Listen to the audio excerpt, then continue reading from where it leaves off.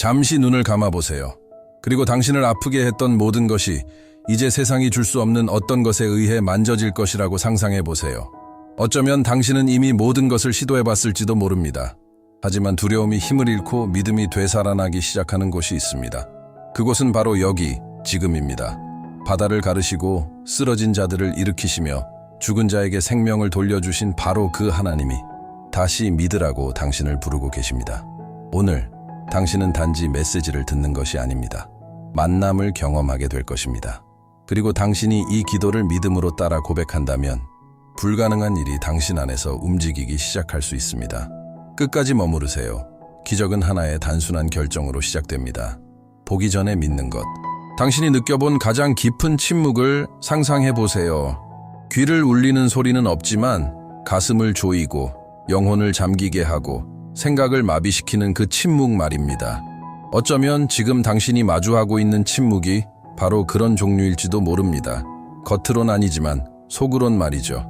기도는 공허하게 느껴지고 응답은 오지 않으며 남는 건 하나의 질문뿐입니다. 하나님, 주님은 어디 계십니까? 바로 그 고통의 은밀한 자리에서 하늘이 움직이기 시작합니다.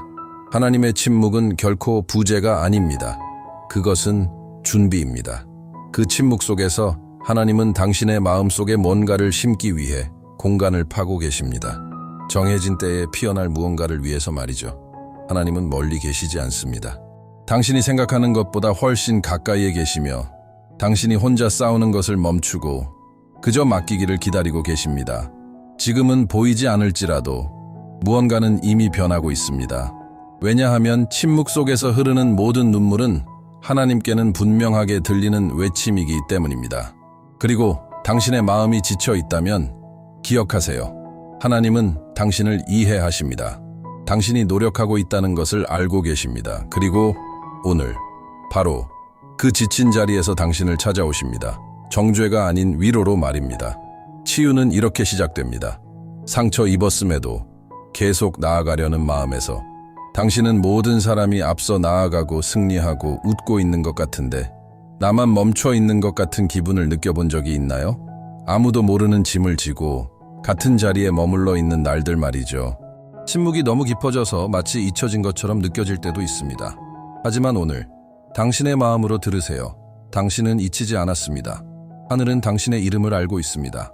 하나님은 단지 당신이 누구인지 아시는 것이 아니라 당신을 보고 계십니다. 당신이 영혼이 산산조각 난 상태에서도 억지로 웃으려 했던 그 순간을 보셨습니다. 아무에게도 들키지 않게 조용히 울었던 그 밤도 보셨습니다. 단 한 방울의 눈물도 그분 없이 흐르지 않았습니다. 단 한 번의 기도도 하늘의 희망의 책에 기록되지 않은 적이 없습니다. 이사야 49장 15절은 당신의 가장 깊은 의문에 답합니다. 여인이 어찌 그 젖 먹는 자식을 잊겠으며 자기 태에서 낳은 아들을 긍휼히 여기지 않겠느냐. 그들은 혹시 잊을지라도 나는 너를 잊지 아니할 것이라. 이 약속은 시가 아닙니다. 그것은 당신의 존재에 대한 하나님의 신성한 약속입니다. 당신은 버려지지 않았습니다. 보호받고 있는 중입니다. 하나님은 당신이 겉으로 보여주는 것 너머까지 알고 계십니다. 그리고 지금 이 순간을 선택하셔서 당신에게 상기시키십니다. 당신의 이야기는 여전히 그분의 손 안에 있습니다. 모든 것이 멈춘 것처럼 보여도 하나님은 일하고 계십니다. 아무런 징조가 없어도 기적은 보이지 않는 무대 뒤에서 실 하나하나 짜여지고 있습니다. 그리고 오늘 당신은 단지 말을 듣는 것이 아니라 부르심을 듣고 있습니다. 다시 믿으세요. 당신은 여전히 하나님의 계획 안에 있습니다. 하나님이 당신을 치유하실 수 있다는 것을 믿는 것이 어려운 이유. 그것은 어쩌면 당신이 스스로 치유받을 자격이 없다고 느끼기 때문 아닐까요? 부끄러움, 죄책감, 두려움이 당신을 속여서 기적은 다른 사람들 위한 것이라고 믿게 만든 적은 없었나요? 바로 그곳에서 원수는 가장 잔인한 거짓말을 심습니다. 당신은 자격이 없다는 것입니다. 하지만 하나님은 자격으로 일하지 않으십니다. 사랑으로 일하십니다. 예수님은 완벽한 사람들을 고치신 것이 아닙니다. 문둥병자, 창녀, 죄인, 절망한 이들을 만지셨습니다. 그분은 영적인 이력서를 요구하지 않으셨습니다. 단 한 가지를 요구하셨습니다. 진실한 믿음. 그것은 당신의 느낌에 좌우되는 것이 아니라 부서진 상태에서도 믿기로 결정하는 것입니다. 기적이 일어나기 전에는 먼저 하나의 헌신이 필요합니다. 모든 것을 제대로 하는 것이 아닙니다. 모든 것이 엉망인 채로 항복하는 것입니다. 치유는 마음이 열릴 때 시작됩니다. 그리고 지금 이 순간 당신이 이 메시지를 듣는 동안 영적인 세계에서는 무언가가 이미 움직이고 있습니다. 단지 말이 마법 같아서가 아니라 하나님의 임재가 지금 여기 있기 때문입니다. 이제 당신에게 진심으로 고백해 보기를 권합니다. 가능하다면 온 마음을 다해 이렇게 말해보세요. 나는 하나님이 지금 나를 치유하실 수 있다고 믿습니다. 이것은 단순한 문장이 아닙니다. 씨앗입니다. 그리고 당신이 이 문장을 믿음으로 쓰거나 고백할 때마다 하늘을 향해 이렇게 말하는 것입니다. 나는 여전히 믿습니다. 지금 댓글로 이 말을 적어보세요. 당신의 목소리로 증언하세요. 믿음으로 고백할 때 불가능은 서서히 무너지기 시작합니다. 믿음이 사라진 것처럼 느껴지는 날들이 있습니다. 아무것도 느껴지지 않고 보이지 않고 들리지 않습니다. 그러면 문득 생각하게 됩니다. 내가 아직도 믿고 있는 걸까? 그런데 바로 거기에 비밀이 있습니다. 진짜 믿음은 느끼는 것이 아니라 결정하는 것입니다. 주변의 분위기나 눈에 보이는 것에 좌우되지 않습니다. 모든 것이 흔들릴 때에도 계속 견디는 것이 믿음입니다. 믿음은 사람을 놀라게 하려는 외침이 아닙니다. 그것은 쇼가 아닙니다. 때로는 그저 눈물 속에서 조용히 속삭이는 말입니다. 나는 아직도 믿어요. 그리고 그 아직도라는 말은 놀라운 힘을 가지고 있습니다. 하늘은 당신의 입술의 소리가 아니라 당신 마음의 조용한 확신에 반응합니다. 갈멜산의 엘리야를 기억하세요? 바알의 선지자들이 소리 지를 때 그는 단순하고 확신 있는 기도를 드렸습니다. 그러자 불이 내렸습니다. 왜일까요? 하나님은 외적인 퍼포먼스가 아니라 인내하는 믿음에 응답하시기 때문입니다. 그분은 멋진 말을 원하시는 것이 아닙니다. 항복한 영혼을 원하십니다. 그러니 오늘 당신이 지치고 침묵 속에 있고 믿음이 거의 꺼져가고 있다면 그 남아있는 작은 불꽃이면 충분합니다. 진정한 믿음은 광야에서 피고 어둠 속에서 자라며 계속할 힘이 없어도 이겨냅니다. 계속 고백하세요. 나는 믿습니다. 비록 조용히라도, 비록 눈물 속에서라도 그 조용한 믿음 속에서 기적은 태어나기 시작합니다. 가장 강력한 기도는 가장 긴 기도가 아닙니다. 가장 진실한 기도입니다. 하나님은 멋진 말에 감동하시지 않습니다. 마음이 꺾일 때 움직이십니다. 어떤 기도는 영적인 장벽을 무너뜨립니다. 그것은 고통의 바닥, 영혼의 깊은 곳에서 나오는 기도, 준비된 말이 아닌 느끼는 그대로를 토해내는 기도입니다. 당신은 기도를 멋지게 할 필요가 없습니다. 그저 가식 없이, 필터 없이, 두려움 없이 마음을 열면 됩니다. 예수님이 그러셨습니다. 마법의 공식이 아니라 진실하게 기도하는 법을 가르치셨습니다. 하늘에 계신 우리 아버지여, 아버지의 뜻이 이루어지이다. 왜냐하면 당신의 뜻이 하나님의 뜻과 일치할 때 하늘이 움직이기 때문입니다. 중풍병자를 기억하세요. 사람들이 그를 예수님께 데려왔을 때 예수님은 먼저 일어나 걸어라 라고 말씀하시기 전에 그의 마음을 보셨습니다. 믿음을 보셨고 헌신을 보셨습니다. 바로 그 조용한 신뢰의 순간에 기적이 시작되었습니다. 당신도 마찬가지입니다.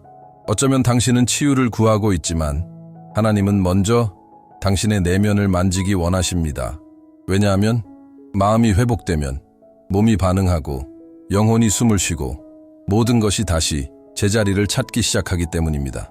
그러니 지금 어디에 있든지 이렇게 해보세요. 당신을 깊이 사랑하는 사람에게 말하듯이 하나님께 말하세요. 아무것도 숨기지 말고 어디가 아픈지 말하세요. 어디가 힘든지 말하세요. 하나님이 필요하다고 말하세요. 당신의 진실한 기도는 치유의 시작입니다. 그리고 당신이 진실하게 하나님 앞에 나아갈 때 어떤 장벽도 무너지지 않을 수 없습니다. 무언가가 지금부터 터지기 시작합니다. 많은 사람들이 모르는 능력이 있습니다. 믿음으로 선포된 말의 능력, 침묵 속에서 간구하는 것만으로는 충분하지 않습니다. 하늘이 이미 확정하신 것을 권세 있게 선포해야 합니다. 예수님께서 말씀하셨습니다. 누구든지 이 산더러 들리어 바다에 던지우라 하며 마음에 의심하지 아니하고 그 말하는 것이 이루어질 줄 믿으면 그대로 되리라. 마가복음 11:23. 잘 보세요. 예수님은 이 산을 위해 기도하라가 아니라 이 산에게 말하라고 하셨습니다. 하나님의 말씀과 일치하는 당신의 음성은 보이지 않는 세계를 움직이는 힘을 지닙니다. 당신이 믿음과 확신으로 치유를, 해방을, 새로움을 선포할 때 영적인 세계는 반응합니다. 원수는 두려워하고 사슬은 약해지고 기적은 자라기 시작합니다. 지금 이 순간 나는 다시 당신을 초대하고 싶습니다. 믿음이 약해도, 고통이 여전히 남아있어도 담대하게 선포하세요. 단호하게 말하세요. 나는 하나님이 지금 나를 치유하실 수 있다고 믿습니다. 다시 고백하세요. 댓글에 적어보세요. 미신처럼이 아니라 예언적 믿음의 행위로. 당신이 선포할 때 하늘에는 당신의 믿음이 들리고 지옥에는 당신의 저항이 선포되며 당신 자신에게는 아직 희망이 있다는 사실이 새겨집니다. 이 한 문장은 영적인 밭에 뿌려진 씨앗입니다. 그리고 믿음을 만날 때 그것은 싹을 틉니다. 오늘의 선포는 내일의 간증이 될 것입니다. 그러니 용기를 내어 선포하세요. 당신의 말이 믿음과 섞일 때 하나님의 마음이 움직입니다. 모든 고통이 이름을 가진 것은 아닙니다. 모든 상처가 겉으로 피를 흘리는 것도 아닙니다. 의학으로 진단할 수 없지만 잠을 빼앗고 기쁨을 앗아가고 희망을 사라지게 하는 고통들이 있습니다. 상실, 배신, 버림받음, 상처 주는 말, 지워지지 않는 기억들이 만들어낸 영혼의 상처들. 어쩌면 지금 당신이 짊어지고 있는 것이 바로 그런 아픔일지 모릅니다. 하지만 주의 깊게 들으세요. 하나님은 단지 육체만 치유하시는 분이 아닙니다. 보이지 않는 곳도 치유하십니다. 아무도 닿을 수 없는 곳에 손을 대십니다. 당신조차도 이해할 수 없는 감정의 깊은 곳에 성령께서 평안으로 스며드십니다. 내면이 온통 무너진 것처럼 느껴질 때 질서를 세우러 오시는 분이십니다. 더 이상 힘이 없다고 느낄 때 그분은 당신 마음의 재 가운데 생명을 불어넣으십니다. 가다라의 그 사람을 기억하세요. 귀신에 사로잡히고 잊혀지고 모두에게 버림받은 자. 예수님은 그를 만나기 위해 폭풍을 가르셨습니다. 당신을 위해서도 똑같이 하십니다. 아무리 깊은 감정의 어둠일지라도 하나님은 그곳까지 가십니다.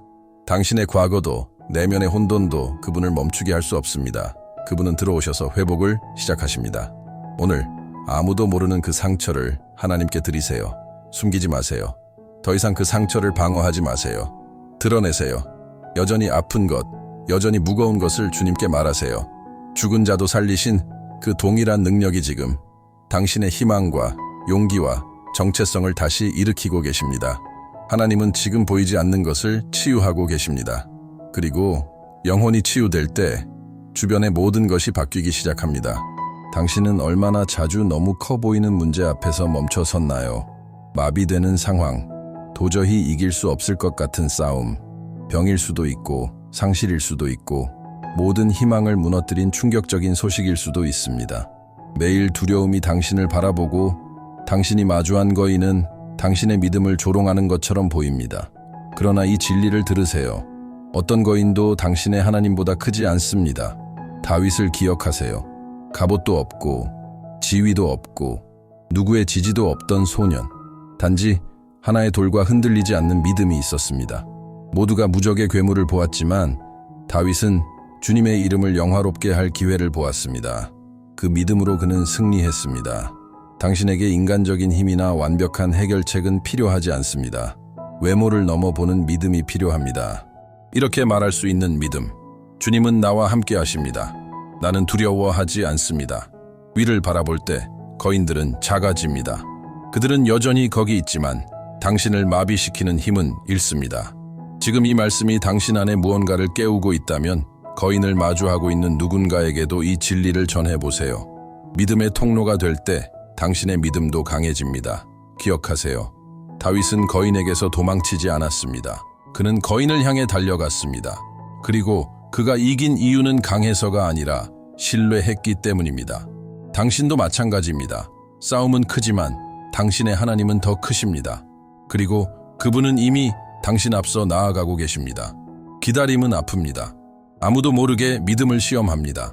똑같이 반복되는 날들, 대답 없는 기도, 아직 이루어지지 않은 약속들.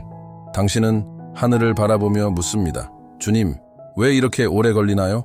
하지만 시간은 이렇게 가르쳐줍니다. 하나님의 과정은 결코 헛되지 않다는 것을. 요셉을 생각해 보세요.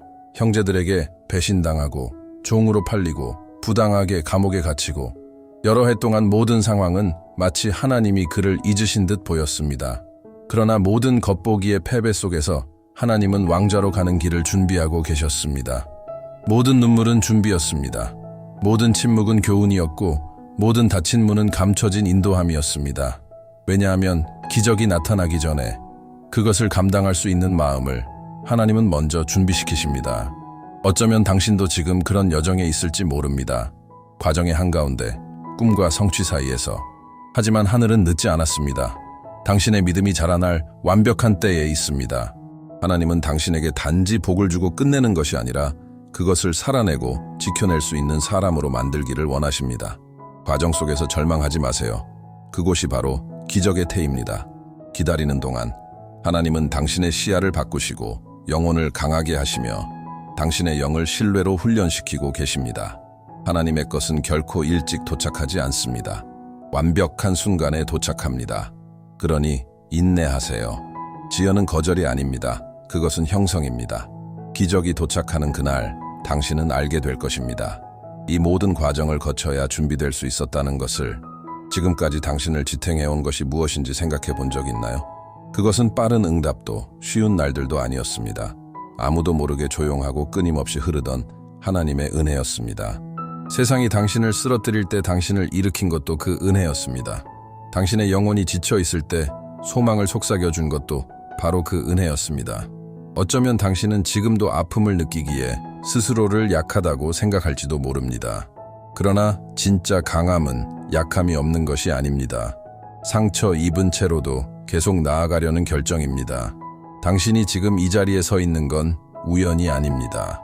당신의 마음이 작고 불안하고 흔들리는 순간에도 매일 당신을 안아주는 은혜가 있기 때문입니다. 하나님의 은혜는 완벽함을 요구하지 않습니다.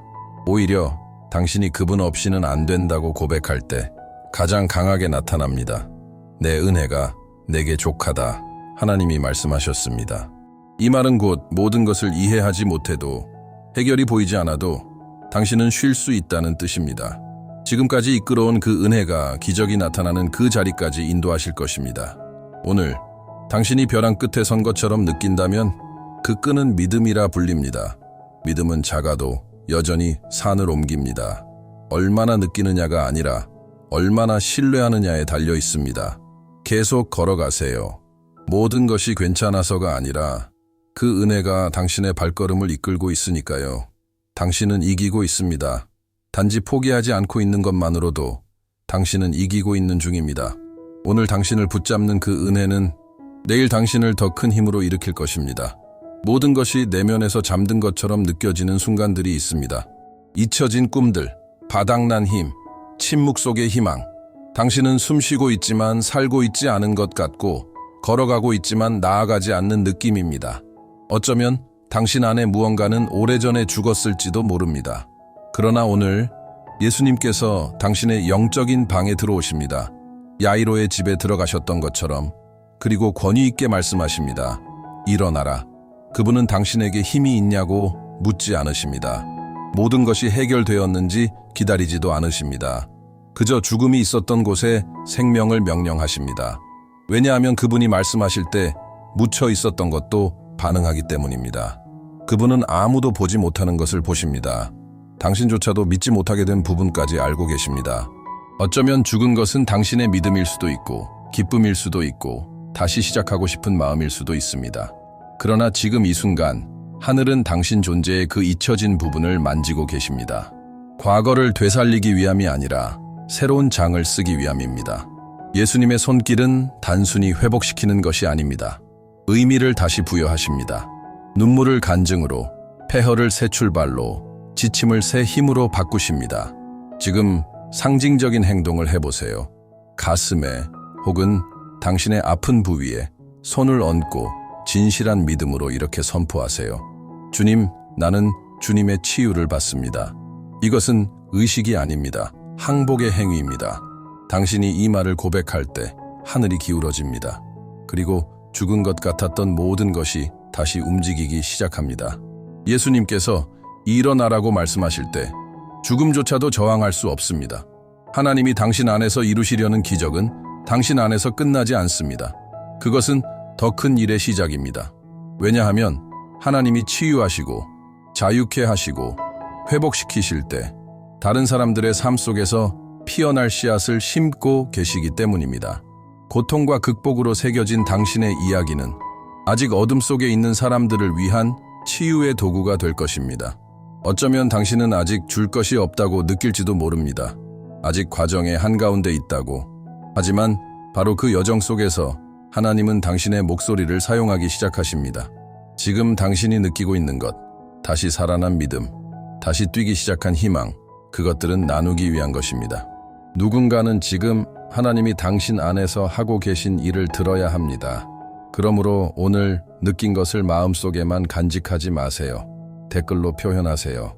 이 메시지가 당신 안에 어떤 울림을 주었는지 나누어 보세요.